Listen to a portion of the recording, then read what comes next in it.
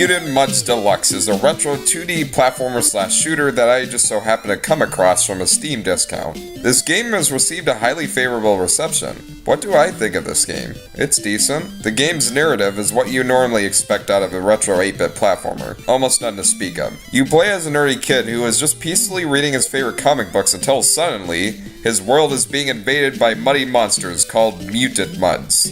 It's up to the boy to spring into action with his jetpack and plasma gun to save the world. You have a decent amount of levels to start out with, and unlocking more levels requires collecting 100 golden diamonds that are scattered across the landscape. The levels themselves are mixed. On the plus side, I very much enjoy the platforming aspects of this game. The controls are solid, the sprite animations are about as whimsical as the rest of the presentation, and the levels will ensure that you receive a great challenge. I also love the jetpack, which is more or less a glider to extend your chance to reach more distant platforms. While the jetpack is extremely convenient on most platforming obstacles, you must keep in mind that balance is a real thing in platforming, and you aren't given an infinite amount of fuel to traverse the linear landscape. The linearity of Mutant Muds works well in its favor to heighten up the platforming action, while making the required collectibles very easy to find and get. What could possibly go wrong? Well, that brings us to the game's shooting mechanics and generic back and forth enemies. The game definitely tries to do something new with 2D retro platformers, but I don't feel like these fresh new ideas are exploited. The shooting and dimension shifting both come off as gimmicks, more than a fresh new take on platforming. Your gun is only useful towards blasting enemies that I feel like would have worked well in a run-jump platformer, as they only pose a threat when they're supported by extremely tough platforming obstacles. This prevents the shooting mechanics from satisfaction when they sort of feel irrelevant to the game. While I find it really cool to jump to the foreground and background of the level, I don't really see how this is innovative or taken advantage of. If anything, this is just more or less the level just continuing with the camera either zooming in or out. Looking at the glass half full, Mutant Muds also contains a secondary level each time you visit. These levels provide an alternative challenge, an extra layer of replayability, and some satisfying platforming. There's plenty of levels to unlock and play, each containing their own style and grouped in different themes. The only levels that didn't interest me were in the spirit world. They are practically the exact same as the main hub levels, but restricting the purpose of your weapon even further because the ghost version of the same mundane enemies cannot be destroyed unless you pick up a special power-up that has limited ammunition. You can also unlock upgrades that slightly enhance your 3 gameplay features, but the only one that I found useful was the jetpack upgrade. All the other upgrades didn't really benefit me. Mutant Muds Deluxe can be a pretty fun game,